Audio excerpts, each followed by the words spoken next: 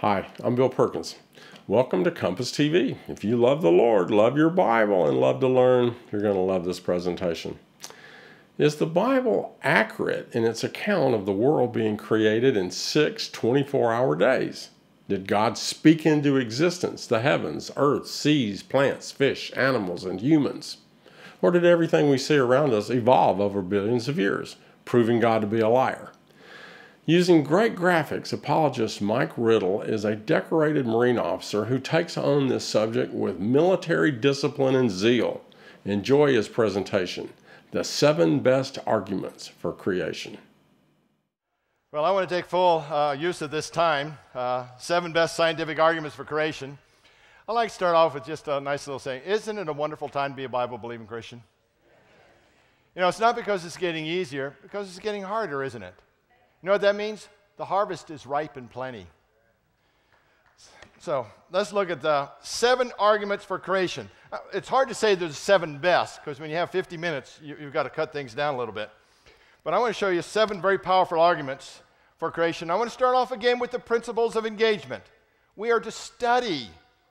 Should be the most important book we ever study. We're to have answers, 1 Peter 3:15. We're to bring down strongholds and everything that exalts itself against the knowledge of God. And we're to put on the full armor of God. The most powerful tool we have is His word, not mine or anybody else's wisdom. Now, these are actually commands. These are really commands. How many have been in the military out there? Well, thank you very much for your service, but by military I did mean Marines. No. No, thank you very much for your service. But you know, when you're given a command in the military, what do? Oh, I'll think about it tomorrow, Sarge. No, you're in the brig when you do that. You carry out that command. Now, who gave us this command to study and always have answers? It wasn't a sergeant, it wasn't a general, but God Himself gave us this, and we need to take that very seriously. So let's go to evidence number 1. You know, one of the most powerful arguments for the existence of God is the universe is here. Well, let's take a look at that. I want to do a little lesson in science and logic.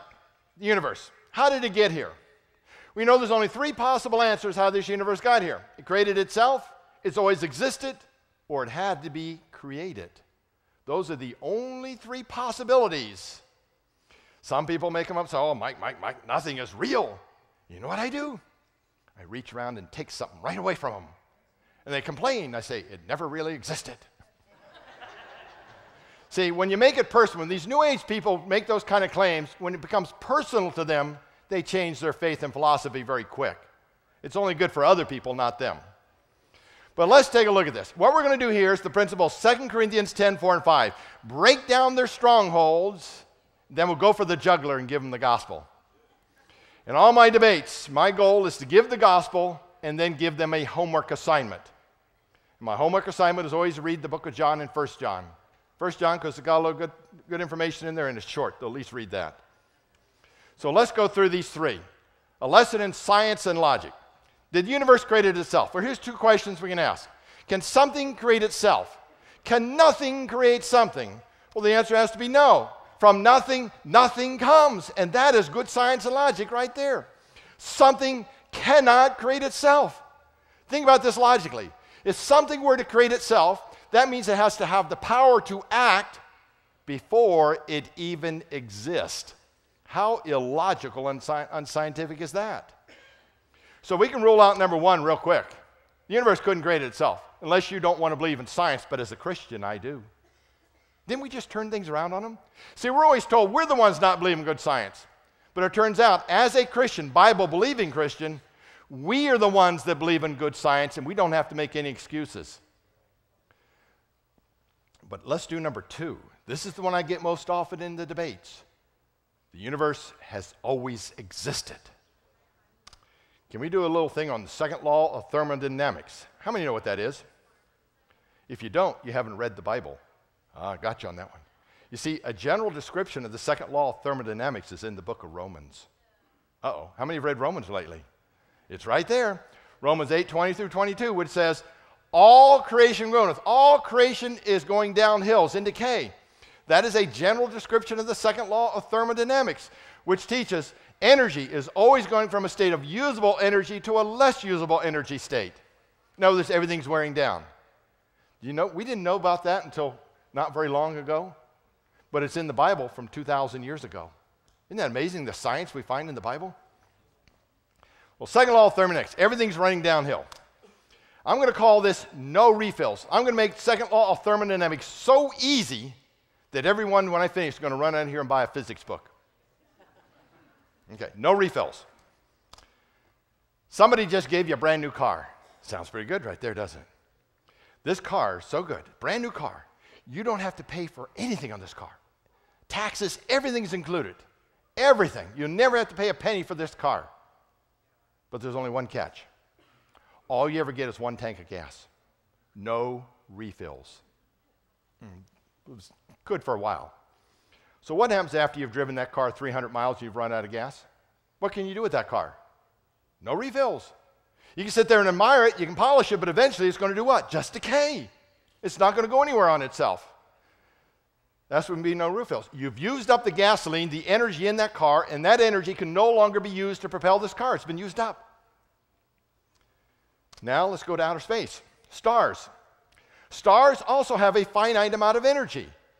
They don't get any new energy. And what do stars do? Well, here's the technical term. Thermonuclear fusion. Wonderful dinner topic. Now, what do we mean by thermonuclear fusion? Well, what we mean there is what stars do is they burn lighter elements to heavier elements. They start with hydrogen. Hydrogen burns into helium, helium into carbon, carbon into oxygen, oxygen into iron. And that's about as high as it goes. And once it's used up all its energy, many of them will begin to gravitationally collapse inward and then explode into a supernova. And that's the end of the star. That's a finite amount of star, finite amount of energy. No refills on stellar energy. So no refills. The universe also has a finite amount of energy. There's no energy from other universes. There's one universe, and it's got a set amount of energy, and it's all wearing out. If the universe had no beginning, let's put it this way, if it had no beginning, that's what we're talking about, then it would be an infinite number of years old. And just to let you know, an infinite number of years is more than 1 trillion years. Just to let you know that. So let's work with this. Infinity, what does it mean? Time without end, Latin for unboundless, unlimited extent of time. That's what we're talking about, infinity. So if we were to look from today working backwards, if we went back 1 billion years, we're still not back to the beginning of the universe, are we? If it had no beginning, we're not back to the beginning. If we went back 1 trillion years, we're still not back to the beginning. If we went back 1 quadrillion years, we're still not back to the beginning. Now, this is an important concept now. Remember, infinity is longer than 1 quadrillion years. So let's look at timeline and star energy. Many stars, your smallest stars, would burn out in about 100 million years. That'd be about the lifetime of many of those smaller stars. After about 10 billion years, some more stars start burning up. Remember, they have no source of getting more energy. Once their hydrogen's burned up, that's it. So after about 10 billion years, many are gone. After about 100 billion years, more stars are burning up. And after about 1 trillion years, there should be no stars left in this universe. All stars should have been burned up, gone a long time ago. Has anybody seen any stars out there lately? That means this universe can't be 1 trillion years old, can it? That also means it can't be an infinite number of years old. It means it had to have a beginning. Oh, but wait a minute, Mike, wait a minute. Stars are forming all the time. That's where we're getting stars. That's why we have them today. They're forming all the time. So let's look at some physics in star formation. Now, everybody does like physics, don't they? It's in the Bible. How many like the Bible? Okay. Now, this hasn't gotten too hard yet, has it? How many are getting ready to buy a physics book? Okay, we'll work hard on this. Star formation physics. How does that happen? Well, here's what we're told. We get these great big nebulae out there, gas and dust clouds, and they rotate around and around and around. As they continue to rotate around and around, they begin to gravitationally collapse inward, and eventually they collapse in far enough and form a star. There's a technical term for that. It's called baloney. Anybody that has taken Physics 101 knows that will not happen. Because as that cloud rotates around, and they do that, they will begin to gravitationally collapse inward. But as they collapse inward, they generate what's called heat pressure. And you can measure this over and over again, that heat pressure will always be stronger than the gravity and always cause that cloud to expand outward. Scientifically, we don't know how stars formed. Biblically, we have the answer on day 4, and he made the stars also. It is the only explanation for how we have stars. There's no known scientific process for how stars form. Even in those great big alleged star nurseries, these great big clouds out there, we can now peer into those clouds using infrared technology. You know what we've discovered? They're all expanding. Every one of them.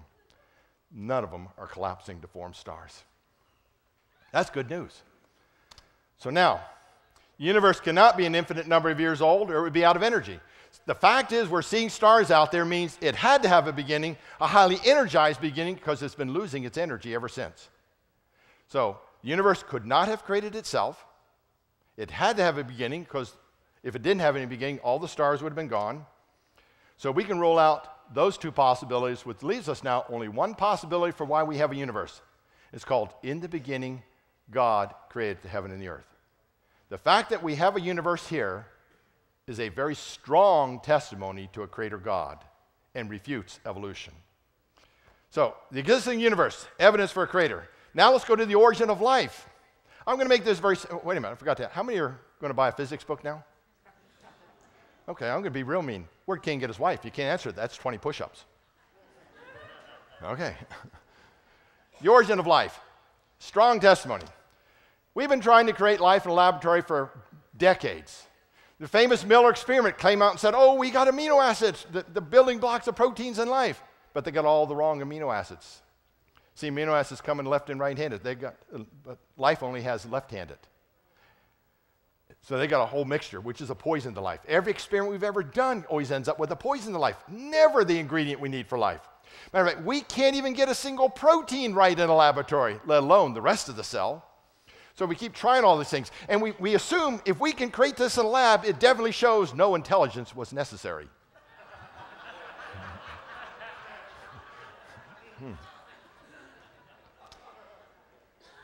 Now, there was a little rule they had out there, something called abiogenesis. Abiogenesis. The belief that living organisms are spontaneously generated by decaying organic substances. You leave raw meat out there, decay enough, and you'll grow maggots. That was a common belief for a long time.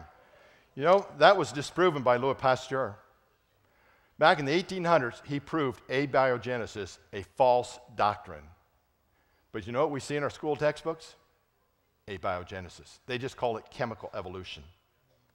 That non-life can produce life. There's a law out there, a law of science called biogenesis. Not abiogenesis, but biogenesis. And I want to talk about that in just a moment. Here's Hubert Yockey, PhD in physics, wrote a book called Information Theory, Evolution, and the Origin of Life. This man's an evolutionist. He's an evolutionist. Look what he says. A great deal of effort has been expended in finding theories for the origin of life without success. Let me show you another one. Franklin M. Harrell, professor of biochemistry, Colorado State University, also an evolutionist. In his book, The Origin of Life is also a stubborn problem with no solution in sight. Let's do one more. Paul Davies, PhD in physics. Now, this man is an evolutionist, a very strong evolutionist, and look what he has to say about this. Many investigators feel uneasy about stating in public that the origin of life is a mystery, even though behind closed doors they freely admit they are baffled. You see, there's a law of science called biogenesis, which states that life only comes from prior life. Now, what do we mean by that? What we mean is there's no exceptions to this. Life only comes from life, not raw materials. No one's ever observed anything different. That's what we mean by a law of science. Everything we observe agrees with this law. There are no known exceptions, except our public school system. Because they're teaching life came from non-life. But yet we have a law of science that says that can't happen. As a Christian, I believe in the laws of science, but our public schools are going against the laws of science. They're teaching us non-science. They're teaching us to ignore science and believe in something called evolution. I say in our public schools, let's get back to science and good critical thinking skills, and we'll build better scientists. So we look at the origin of life. Now, I made that very simple. If you want more, again, the Blue Answers book has a whole chapter I wrote on that. And it gives all the information I used when I went in front of NASA scientists. It's called ninth grade science. That's all it took. So there's two evidences for a creator. Now let's look at information. Information. John Sanford, PhD in genetics. Now, everybody bring your DNA. Okay, good, good.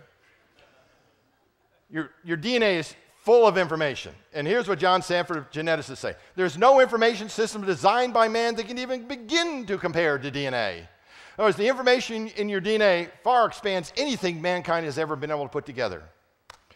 Now, here's a 340 gigabyte hard drive. There's a picture. Does that mean anything to anybody here? 340 gigabyte hard drive? Good, good. How many computer people do I have here? You know how we define computer people? They're different. Now, what we mean by this is we can take 340 gigabyte, 340 billion pieces of information, billion pieces of information, put them something about this size. That is incredible that we can do that. What a compact amount of information we put on there. No other generation in history that we know have been able to put compact information on something this size. That's incredible. That means we must be the smartest generation that has ever lived. Can we pat ourselves on the back now? Because we're so smart, aren't we?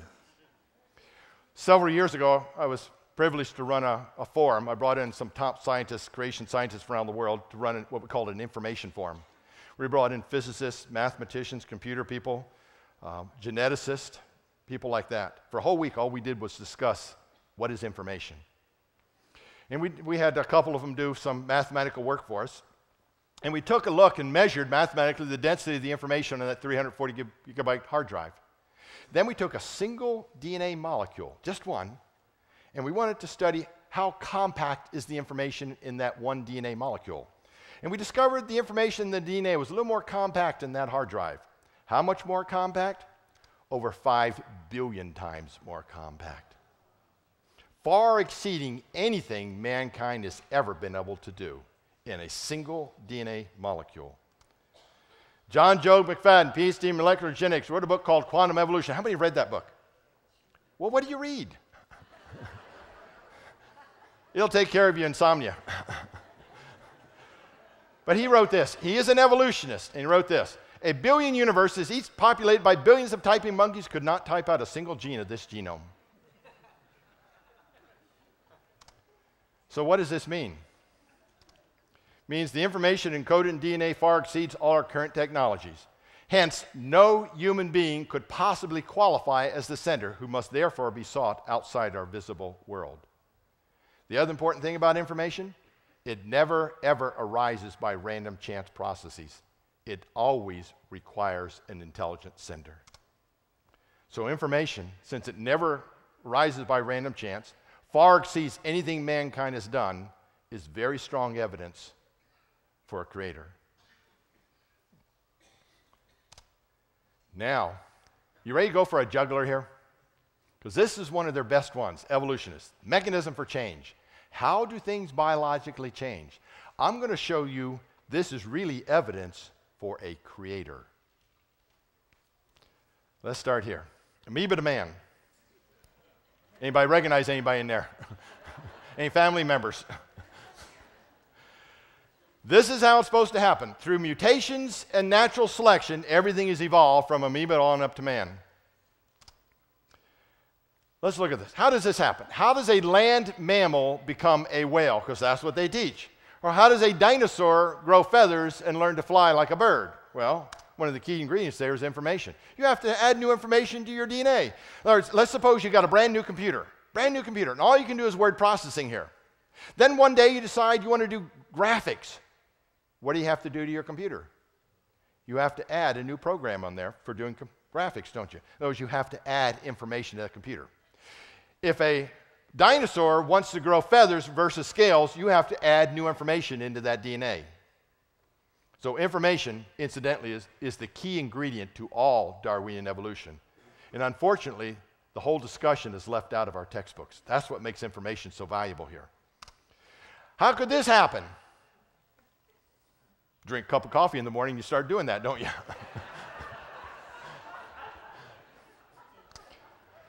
That requires new functional genetic information.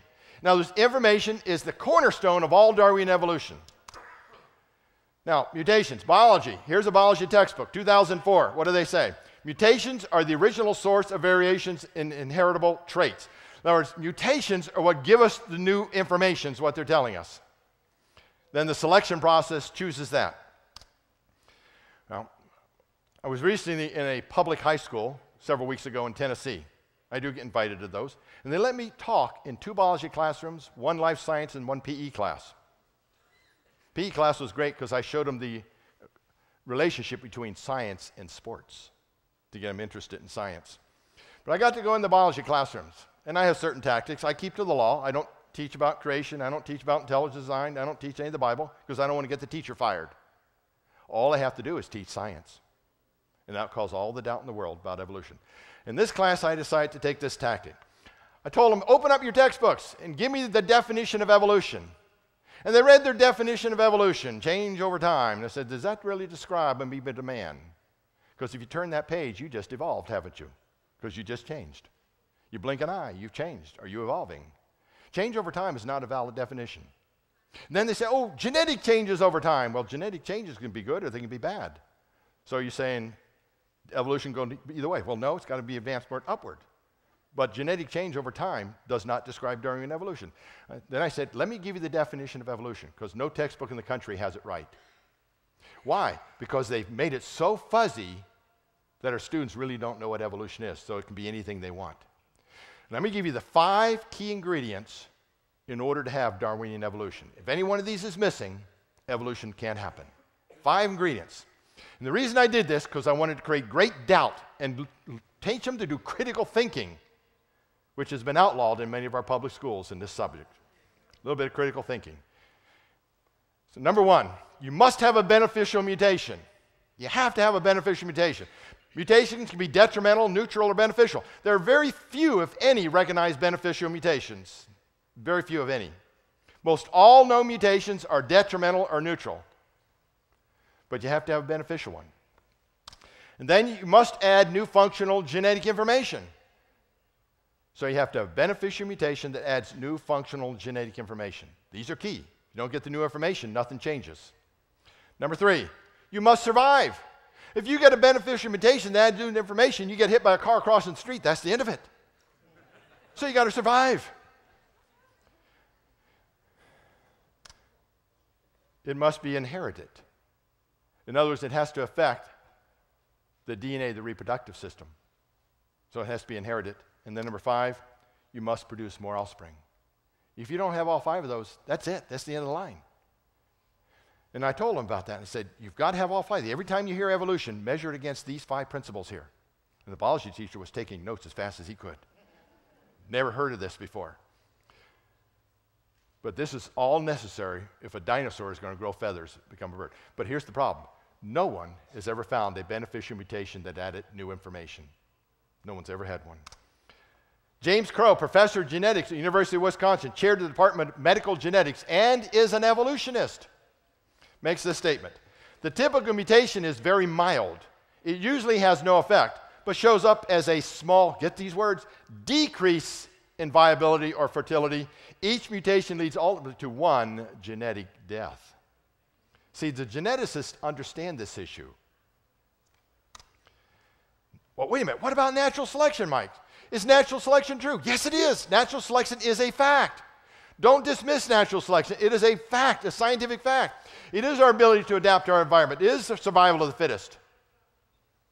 But the question is, can natural selection cause one kind or species to evolve into another kind?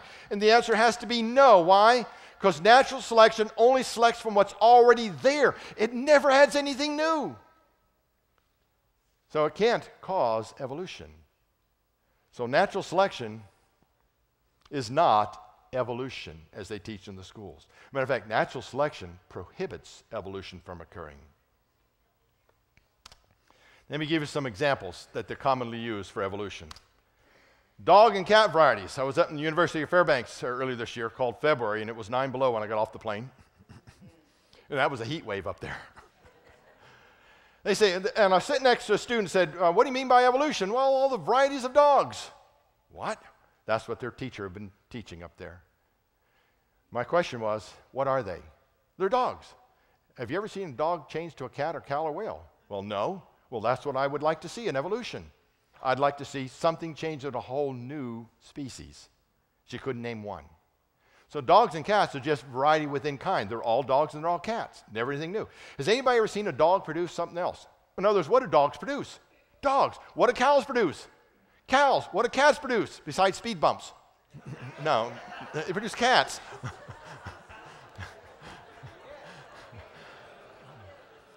I like cats. See, what we observe out there is everything produces after its kind. That is the observable evidence. So she backed off from that. Then comes up, oh, what about the wingless beetle? And then my question was, how do you know the beetle ever had wings? Well, we don't. We just assume it lost its wings.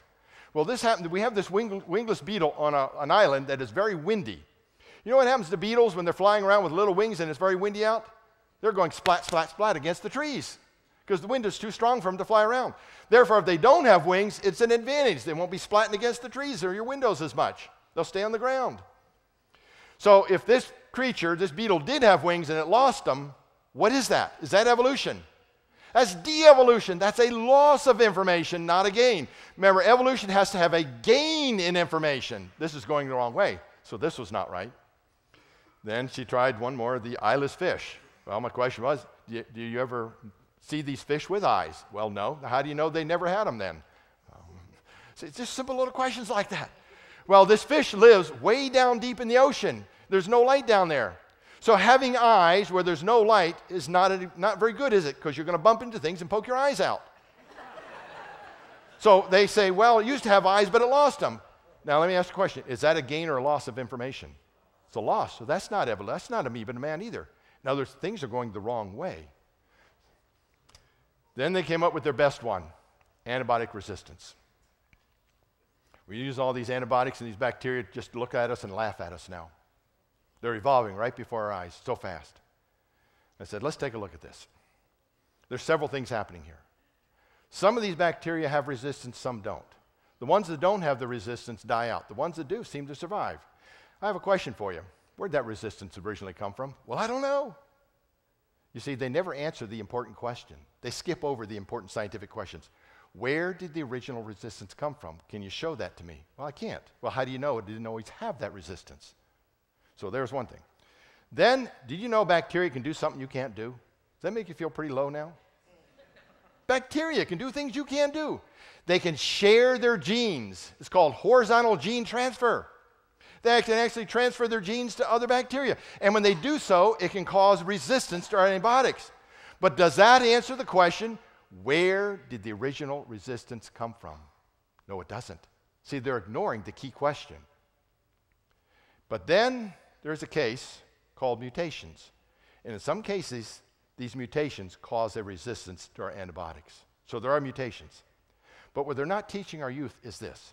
In every case where we have a mutation that causes a resistance, it is always a loss of a protein function that occurs. It's always a loss, never a gain. So again, which direction is it going? And that bacteria can only survive in that sterile environment. You take it outside that environment, out into the wild, since it's lost functionality, it dies out. Guess where this happens a lot? Hospitals. That should scare you. So in no case have we seen any evolution there. No case have we ever observed a mutation adding new functional genetic information. John Sanford again, PhD in genetics. Amazing, there are still no known mutations which unambiguously create or add information, not even the ones that are considered beneficial. Lee Spentner, PhD in physics and taught information and communication, Johns Hopkins University. But in all the reading I've done in the life sciences literature, I've never found a mutation that added information. And then Werner Gitt, PhD in physics and information specialist, one of the top information specialists in the world. There's no known law of nature, no known process, no known sequence of events which can cause information to originate by itself in matter. It requires an intelligent sender. All information requires an intelligent sender. So I want to give you a quiz. Is there any history that creatures evolved? Now, for some of you, I'm going to give you a quiz, and I'm going to be the meanest teacher you ever had, and I'm going to enjoy this. Because I require 100%. You don't get 100% on my test, you'll be doing push-ups until I get tired. So that's my rule. We're going to do a quiz here. It's going to be on the fossil record. How many studied the fossil record recently? Oh boy, there's going to be a lot of push-ups here. Okay, on the left, I have a picture of a fossil turtle. On the right, I have a living turtle. What does a fossil turtle look like? Looks like, does that surprise anybody? Fossil turtles look just like turtles? Okay, maybe that's an exception. Okay, there are some pictures of fossil spiders. What do fossil spiders look like? Spiders. Wow, how many got 100% so far? Okay, according to evolutionists, there is a picture of a 400-million-year-old fossil starfish. What does a 400-million-year-old fossil starfish look like? Pretty dumb starfish, 400 million years, and it never changed, did it? There, according to evolutionists, are pictures of 50-million-year-old fossil bats. And what do they look like? Bats. There is a fossil crab, and it still looks like a modern crab. There's a fossil shrimp. And there's still the garbage bags at the bottom of the ocean too, aren't they? But they taste good. They still haven't changed. There's some fossil dragonflies. Have they changed at all? They still look like dragonflies. What does a fossil horseshoe crab look like? Horseshoe crab. There's a fossil seahorse, and guess what it looks like? A seahorse. Now here's a tough one. Here's some fossil frogs, and guess what they look like? Frogs. So how many got all 10 correct? Did anybody see any evolution in there? You can do this with every creature out there. Show the fossil, show the creature today, and you'll see minor changes, but they still are very recognizable. Where is the evolution? We can't find it. So when you look at this, the mechanism for change, what we find out is there is no mechanism for evolutionary change. Mutations do not add new functional genetic information. They always cause a loss. And natural selection can only select what already exists, never add anything new. Therefore, where do we get all the different varieties of life? Where do they all come from? Well, let's go back to the Bible. Genesis 1, John 1, Colossians 1, Revelation 4 all teach what? God created all things, and it also says after their kind. God allows for genetic variability within kind, but not for one kind to become a new kind. So again, when we look at the mechanism for change, all we can show is variety within kind. Varieties of dogs, cats, cows, but they're all the same creature. So the mechanism for change, I believe, is strong evidence for a creator. Well, here's the tough one. The existence of moral absolutes. Now, we answered this question in the last session for the Christian, the believer. Now we're going to answer this question to the non-believer. The existence of good and evil. This comes from the more advanced apologetics book, for those of you who really like this. What we're going to go into is called presuppositional apologetics. Very powerful arguing tool. So here's the problem. The God of the Bible is evil because he slaughters whole nations. I had somebody pose that question to me several times. I get it in debates. How can you believe God is good when he goes out there and kills people? How in the world can you call him a good God? That's a very valid question, though. And as Christians, we need to know how to answer that. So we're going to go through this. How to answer the non-believer. Number one, you must understand the nature of the challenge. You understand the nature of the challenge. Number two, we need to challenge the non-believer for why they believe their statement is true. In other words, what have I just done? I've turned this thing around, haven't I? Now I'm on the offense. How many like to win all the time? I do. How many like to lose all the time? No, it's not a very good deal. Let's turn this thing around so we can be in the offense. That's what I do in the 4 power questions. Learn to go on the offense. And then third, once we've broken down the strongholds, we have to provide a solution. Don't leave it empty there. Provide a solution.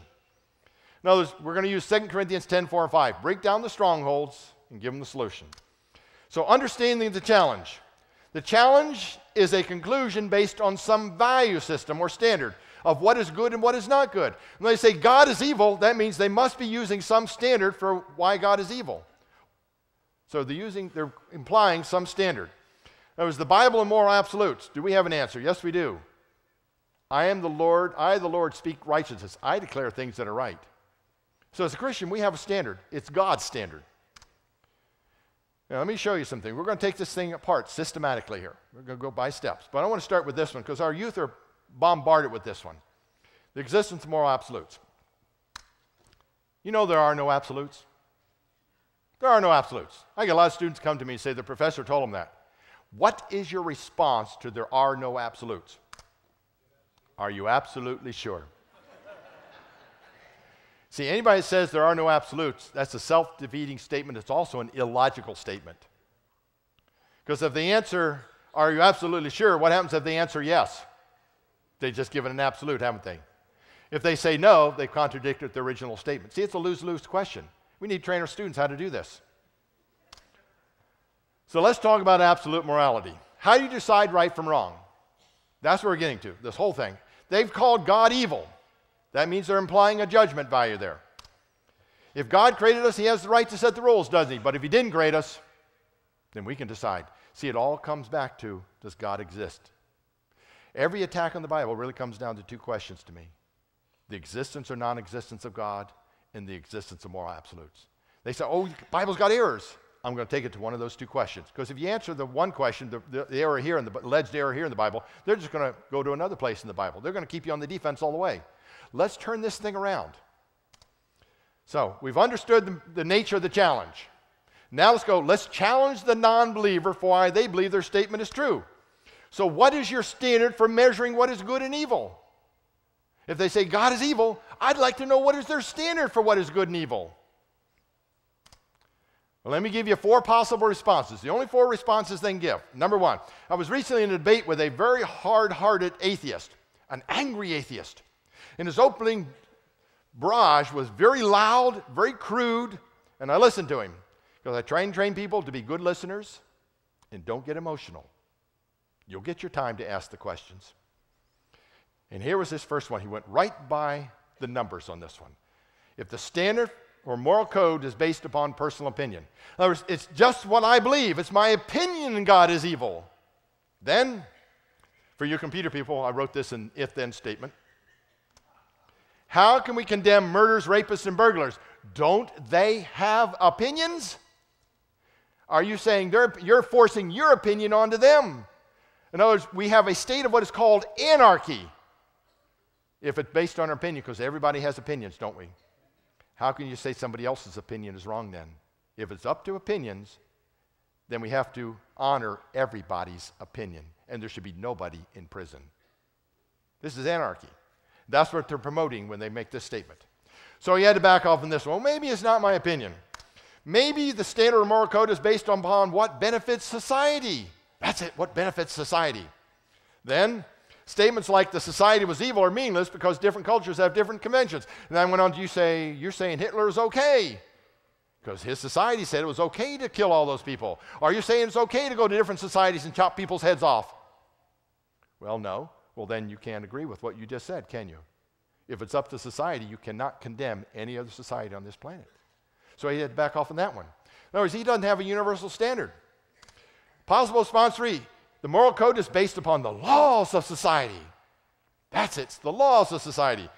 Then we can have many different moral codes because different societies have different laws. We're also assuming all laws are good. Anybody remember a law in this country called the Dred Scott decision? It said slavery is okay.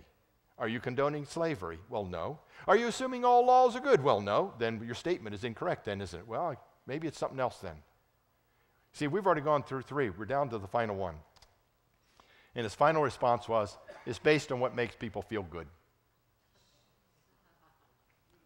Then, we can have many different moral codes because people have different feelings. The response allows for murder, rape, stealing, torture, rape, and all that. Because sometimes it makes people feel good to hurt other people, doesn't it? That makes people feel good to do that occasionally. So we can't condemn those people now, can we? So in other words, personal opinion, what benefits society, laws of society, and feelings all fall short. There's no universal standard there, is there? He had nothing to stand on at this point. You know what was happening to his argument? He was getting softer and softer and softer in his statements. You see, in principle, the non-believer has no universal foundation for determining what's good and evil. It's only basically their opinion, which opens the door to anarchy. We do. See, our standard is the Word of God. Let me show you. Providing a solution now. See, this man started angry. I listened to him. I asked him some questions. This was one of the questions. I asked him the question where the universe came from also. He couldn't answer that one. And he got so soft, we started having a very good conversation. Then I gave him the gospel, because you got to give him the gospel. And he listened to it. Then I gave him his homework assignment, read the book of John and the book of 1 John. And you know what he said to me before we left that discussion, that debate? He said this, Mike, if what you said is true, this could be the most important thing in my life. You see, we have to be good stewards and studiers of God's Word and know how to do this. You can change somebody's life for all eternity. Not that we can save them, but you can be one of the catalysts in changing their life for eternity. That's why in 1 Peter 3:15, have a ready answer. So now let's provide the solution. Well, we have some 10 commandments. You know, they're still pretty good, aren't they? They're still pretty good. Then we have Genesis 1 that says, in the beginning God created all things. Colossians 1:16 teaches he created all things. But Romans 1:19 and 20 says no one has an excuse because he's given us all the evidence. Nobody has an excuse for not believing in a creator. And then I lead them to this. Matthew 22, verse 37 says we're to love the Lord thy God with all our heart, soul, and mind. Then in Matthew 5, verse 48, know what it says? We're to be perfect. Uh-oh. Now we have a problem, don't we? We're to be perfect. Well, guess what? And this is what I'm telling the man. We're not perfect. Because the Bible also tells us in Romans, all have sinned and fall short of the glory of God. See how I'm leading into this? I'm giving the man our standard. All fall short. And then I said, but God sent his only begotten Son to suffer and die on that cross, that whoever believes in him should not perish but have everlasting life. And then I gave him the last piece. God says there's one and only one way, and that's through Jesus Christ. You see, I broke his strongholds down and gave him the gospel. This is what I look forward to in every discussion and debate. It's not breaking down the strongholds. My goal, I can't wait to give them the gospel, because that's the power. But a lot of times we can't get there because we don't have the answers. We don't know how to break the strongholds down. This requires practice, study. So, understand the nature of the challenge. Challenge the non-believer and then provide the solution. And we just went through those principles. 2 Timothy 2:15, study to show ourselves approved. 1 Peter 3:15, have ready answers. 2 Corinthians, break down those strongholds. And Ephesians, put on the full armor of God. Pray before you get there. So the existence of moral absolutes is a strong evidence, very strong evidence of a creator. It is the only one that provides a universal standard for good and evil. Nothing else does. Well, let's go to number 6, design and life. Genesis 1:24, and God said, let the earth bring forth the living creatures after his kind, cattle and the creeping thing, and beasts of the earth after his kind, and it was so. So God created everything after their kind.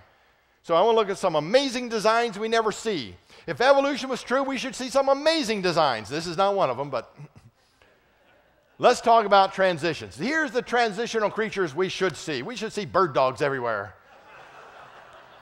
Anybody seen a bird dog? We should see bunny cats. How about some tiger bunnies? Or zebraroos? Anybody finding these transitions? How about the birdfish? Can you get out and feed itself? Or the cat-cow? You have your farm animal and pet all in one. Or the sparrow boxer. Or how'd you like to answer the door and have this on your finger? Or you people like to go out in the garden, your butter cats. And then a face only a mother could love. How'd you like to take one of these home? See, we don't see those transitions, do we? If evolution, we see all kinds of transitions. But let me show you something else about this transitions and amazing design in creatures. I think we may have found an error in the Bible when it says in Job, out of his mouth go burning lamps and sparks of fire leap out. What does that sound like to you? Sounds like a dragon. Anybody here seen a real fire-breathing dragon other than Hollywood? No. Does that mean the Bible's not right here? Well, you know, In this country lives a real dragon-like creature. Lives in this country. It's called a bombardier beetle. Bombardier beetle. They're about 1/2 inch long. When the predator approaches this bombardier beetle, it shoots out 212 degrees liquid fire. Let me show you some pictures of this beetle. 212 degrees liquid fire, about 1/2 inch long. How does it do it? Well, it doesn't have coal, furnace, or anything. It's got the right chemical. 2 storage tanks. One storage tank has the chemicals hydroquinone, hydrogen peroxide. You know what happens when we mix those 2 together? Nothing. Got another storage tank, has inhibitors in there, little enzymes. You open the door, shove those chemicals in, and poof, shoots out 212 degrees liquid fire. Now, can I go way back in time for just a moment? Play evolution here. See how this might have happened? Can we do that? Got to ask permission here. Okay, you're giving me permission to go way back in time? Okay. So here's cousin bombardier beetle, long before they had any defense mechanism. Because that defense mechanism, you know what happens when those frogs come after that bombardier beetle? It shoots out 212 degrees. Guess what it does to that frog's tongue? It's fried. But let's go way back in time before this beetle had any of those mechanisms. And here's cousin bombardier beetle watching all his relatives getting eaten up. One day, cousin bombardier beetle says, well, I'm going to develop some chemicals. You know, it's a very smart beetle. You knew how to get the right chemicals and never took a chemistry class. This is a pretty smart beetle. So it gets all the chemicals, all the enzymes together. You know what happens when they all get together and they're not separated in there? They're going poof, poof, poof, and they're all blowing up and they're all dead. You know what we know about dead things? They don't evolve, do they? But maybe one of them survives, and it's got it all figured out now. It's going to build these storage tanks. Now, this is a very smart beetle because it knew how to build these storage tanks and never even watched Bob the Builder. Very smart guy. So now it puts chemicals over here and the enzymes over here. Here comes that frog again. Bombardier beetle opens up the door, shoves the chemicals in, but you know it doesn't know how to close that door yet. You know what happens when it doesn't know how to close that door? It's an explosion going out both ends. They've just blown their heads off. They're all dead. You know what we know about dead things, don't we? They don't evolve. But maybe one of them survives. It's got it all figured out now. Here comes that frog again. Bombardier beetle opens that door, shoves the chemical in, shoots out 212 degrees liquid fire. But you know this bombardier beetle is an insect, and how many legs do insects have? 6. You know what happens to this bombardier beetle doesn't know where its legs are? It just saw its legs out, and it's on its belly now, can't get away, getting eaten up by the frogs, and they're all dead. You know what we know about dead things? They don't evolve, do they? You see, all this has to be there. This bombardier beetle can shoot 360 degrees around and never hit its legs. I would call this an amazing design. All this has to be there from the beginning, or these bombardier beetles would not be here. Let's do a giraffe real quick. We'll just do a couple of these. You can do it with every creature. Giraffes. Some of these giraffes get up to 18 feet tall. I'd like to compare that giraffe to us for just a moment. We have a brain usually right about here. I always say usually. There could be exceptions out there. Brain right about there. And we also have a heart right about here. And what's our heart do? It's a big pump, isn't it? Pumps blood, so we get blood and oxygen to all of our body. It's got to pump blood and oxygen to our brain, because you know what happens when we don't get blood and oxygen to our brain? The polite word is we become extinct, dead. But it's only got to go about a foot. But what's working against that blood getting up there? Gravity. But again, it's only a foot. So we only need a pump about this big, a heart about this big. But some of these giraffes get 18 feet tall, and some of their necks are over 6 feet long. And they have to pump that blood 6 feet up in the air against gravity, because if they don't get blood and oxygen to their brain, guess what's going to happen? Extinct, right? See, you're getting the polite words in there. They become extinct. So in order to get that blood and oxygen up to their brain, some of these giraffes have a heart about 2 feet in size. Tremendous pump. Pumping tremendous pressure up there to make sure to get blood and oxygen to their brain. Now this giraffe here is getting a drink of water. Now notice what a giraffe does when it gets a drink of water. Spreads its legs out and puts its head way down below its heart.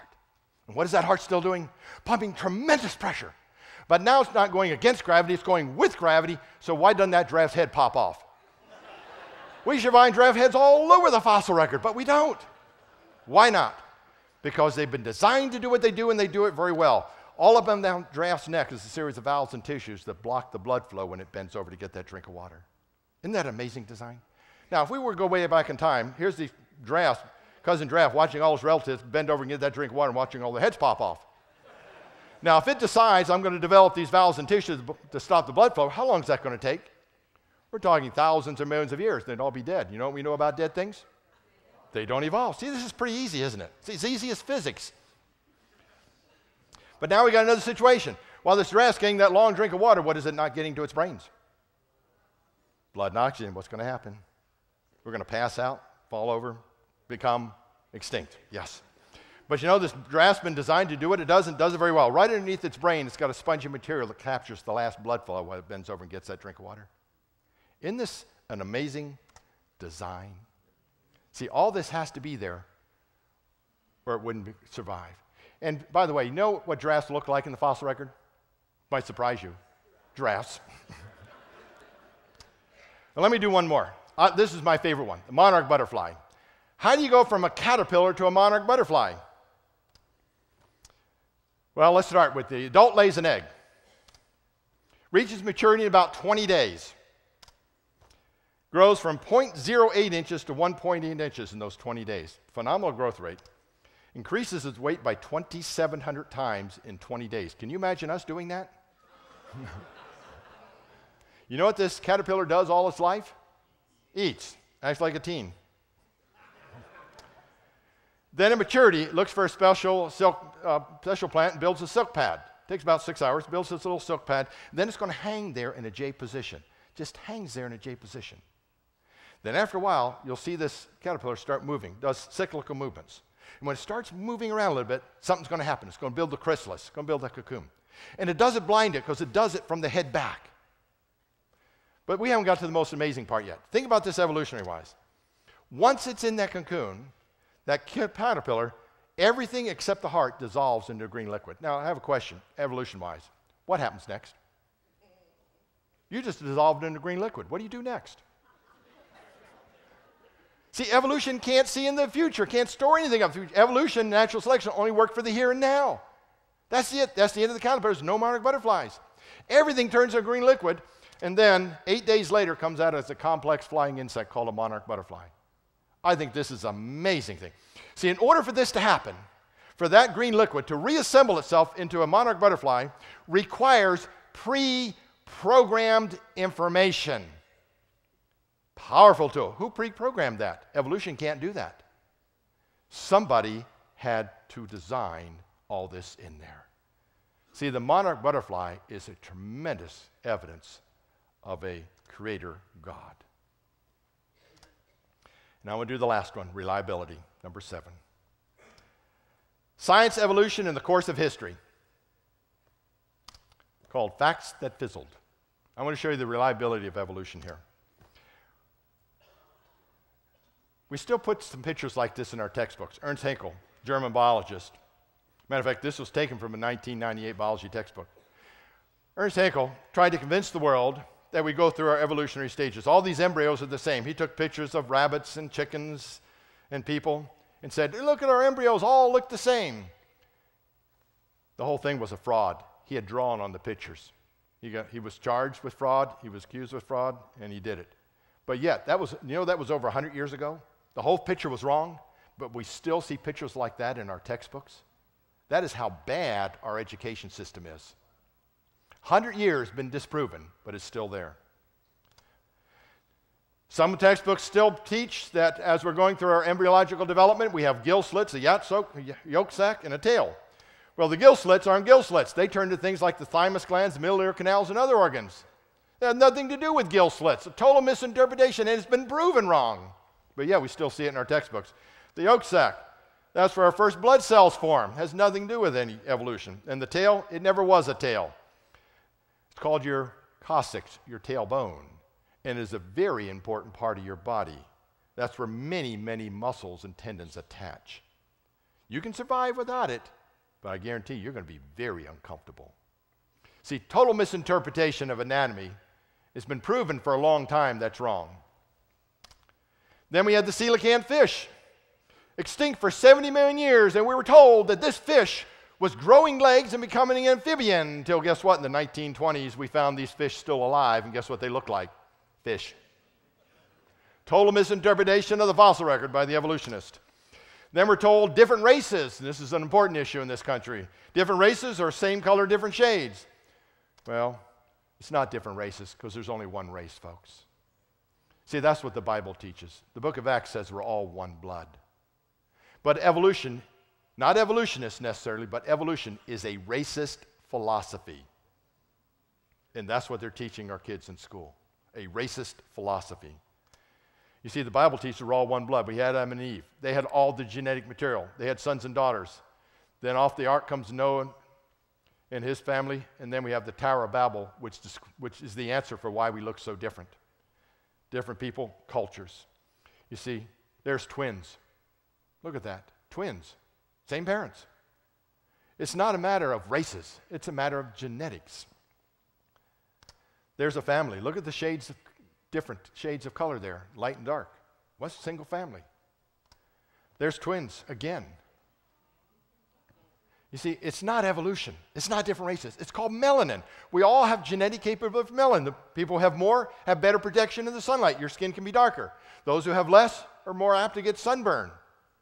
It's all melanin. Our eyes, it's called a little fat layer under here, determines whether you have a little more round eyes or almond eyes. It's all genetics. If somebody would have just studied, read the Bible, studied basic genetics, we could have saved a lot of heartache in this country. But yet, because we believe so much in evolution, a lot of people, a lot of families were harmed in this country. People saw a lot of pain because of evolution thinking. See, we need to get rid of this word. And as part of our news media is propagating racism. Almost every day I hear the word race on there. These people talking racism are themselves the racist because there's only one race. It's called the human race.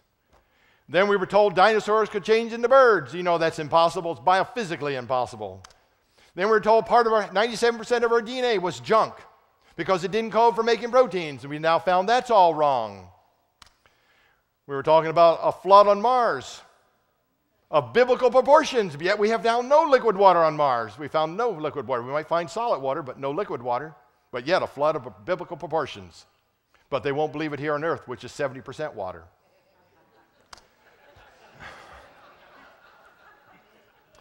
Then we were told about the Miller experiment, and it was told it created life in a laboratory. No, it didn't. It got all the wrong things for life, and that was all wrong.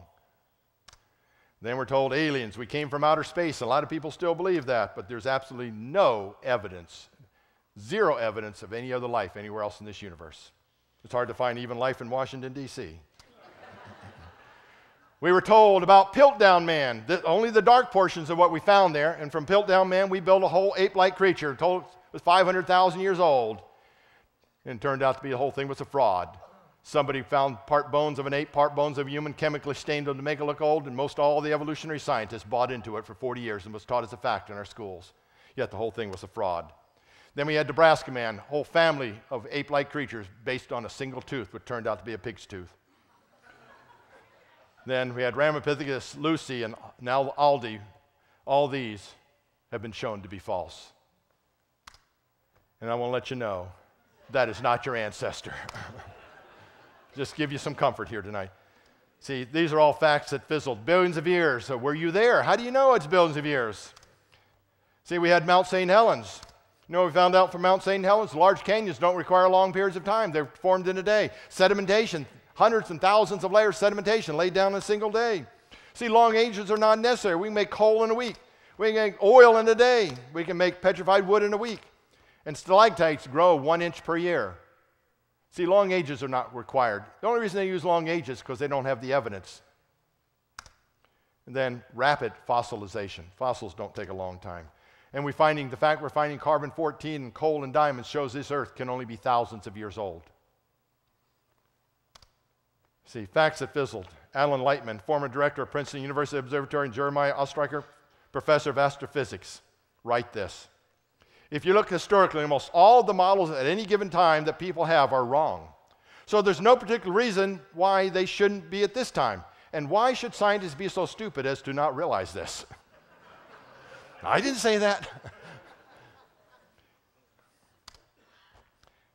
You see, here's the reliability. 100% accuracy in archaeology in the Bible. 100%. 100% accuracy in prophecy.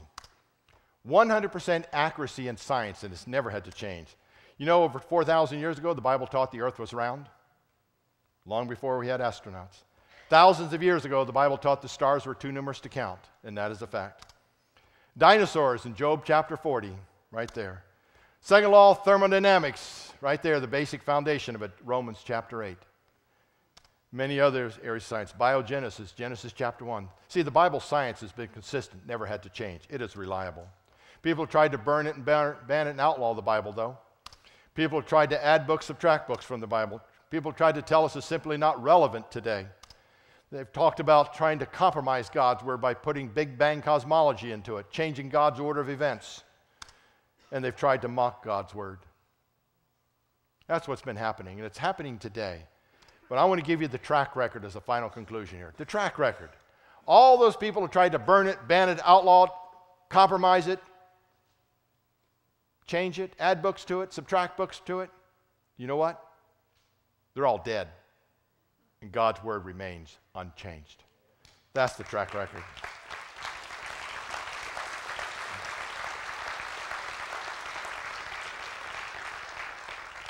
See, we're in a tough situation today, but it's been tougher in history.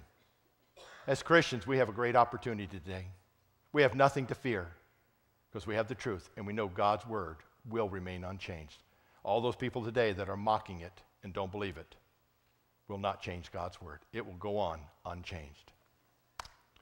So, reliability of the Bible is evidence, and it is the best evidence for a creator. It is the history book of the universe. I want to thank you all. And thank you, Bill, for having another wonderful conference. And God bless you, but don't forget, let's continue to pray for our leaders every day. Thank you.